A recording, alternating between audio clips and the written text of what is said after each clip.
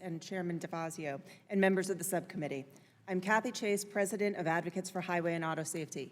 Founded in 1989, Advocates is a coalition comprised of public health, safety, and consumer organizations and property casualty insurance companies dedicated to reducing crashes, deaths, injuries, and costs on our nation's roads.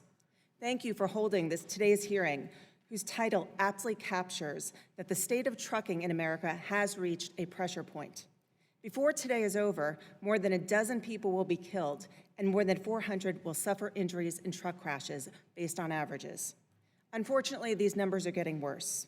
Since 2009, when truck crash fatalities were at the most recent low point, deaths have gone up more than 40%. While trucking is a vital, cherished, and necessary part of our country's commerce, we can and must do better. Last week, I had the opportunity to go on a ride-along in a truck on I-95.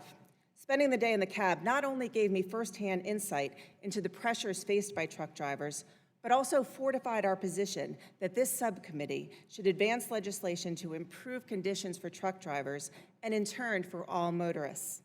Seeing how seamlessly advanced technologies work and that they are available and in trucks was remarkable. The speed limiter, electronic logging device, lane departure warning, and automatic emergency braking, which thankfully did not have to engage during my trip, all provided added safety assurance.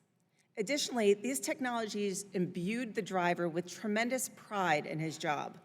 Legislation to require these technologies as standard equipment would help ensure all truck drivers have access to this life-saving systems. I also witnessed the importance of providing drivers with an opportunity for a break. When was the last time any of us worked 8 straight hours without one, let alone day after day?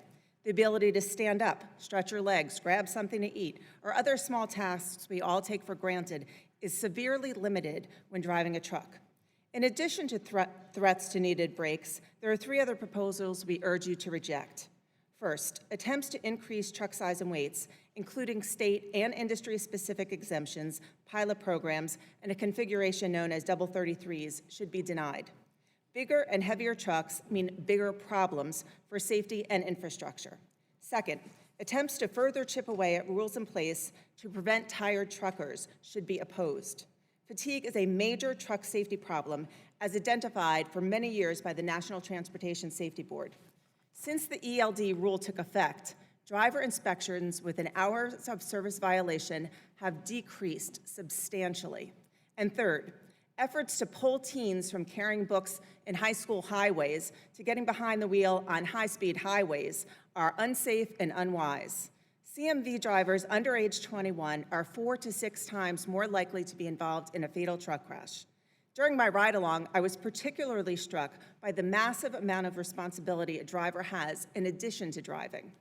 Conversely, the good news is that common sense remedies are available and could be saving lives today.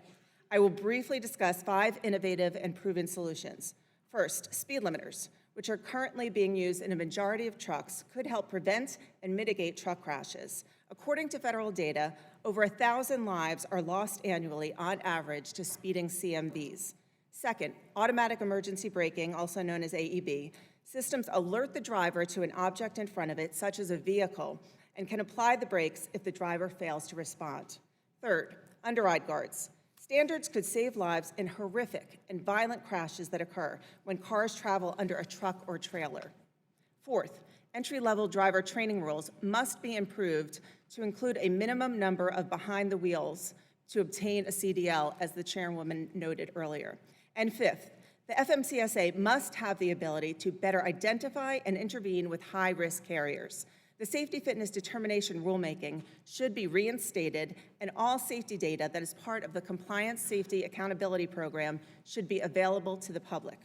Lastly, any conversation about autonomous trucks must recognize that at a minimum, a driver with a CDL must be in the cab for the foreseeable future. This technology is not yet ready for prime time. Just last week, an article revealed that the CEO of Honda was taking a ride in a GM autonomous prototype when the car's software suddenly turned itself off even as the car kept moving. A safety driver had to take control and bring the car to a halt. I shudder to think about if the vehicle had been an 18-wheeler. We must also make sure there are performance requirements for new technology and that automated systems are never used as a justification for getting rid of critical safety regulations.